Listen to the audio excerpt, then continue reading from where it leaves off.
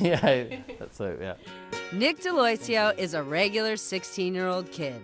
He studies, he plays sports, he goes to parties. Oh yeah, and he has his own tech startup backed by the 11th richest man in the world. Nick's meteoric rise all started after seeing Scott Forstall at an Apple event in 2008. So it was about 11 and 12 when the App Store was announced, so I watched Scott Forstall on stage announce this at an event. I remember going into an Apple Store like the day after going, how do you learn to program? And it was just people at the shops that didn't know how.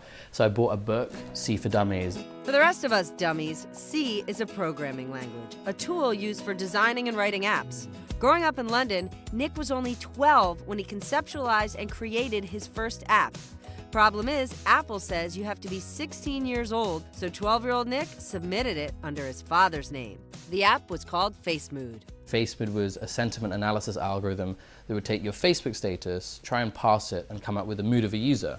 And so I think this is a really interesting concept as well, this kind of sentiment analysis, but it was through that that I got into kind of summarization or looking at text and trying to deduce certain things from it. Nick made about $30,000 over the course of 3 years. Not too shabby for an app written by a 5th grader. At a very young age, he was just interested in anything to do with technology. Nick's mother, Diana, always knew he was no ordinary kid. We have a video of Nicholas when he was about 1 or even less, and he was trying to build blocks on the carpet and he couldn't do it. And he just kept going and going and going and going until he got it. And that's sort of a bit like he is now. He never, ever gives up. It was that sort of dedication and level of commitment to programming that attracted investors and industry leaders to Nick's side. That and his new idea. I created a company called Sumly.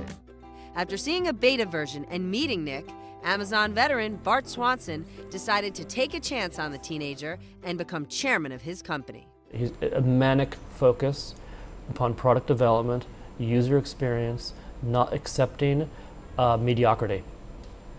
Full stop. You know, there's a huge emotional intelligence. He is not the ordinary 15 or 16-year-old.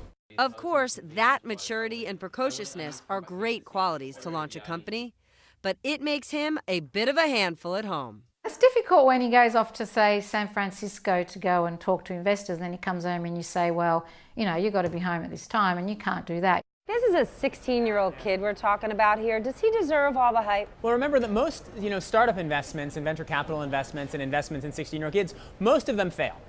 This one may succeed. It may end up being a great thing. He may end up having a great career. It's very dangerous at this age to get this much money and this much attention. Nick's mom and dad will be watching closely while he remains hyper-focused on creating the perfect product. I mean, I like to when I want to do something, do it. It's something I've always tried to do in my life, so it's kind of, yeah, I'm pretty almost stubborn sometimes in terms of wanting to really just do and getting obsessive actually over what I want to do.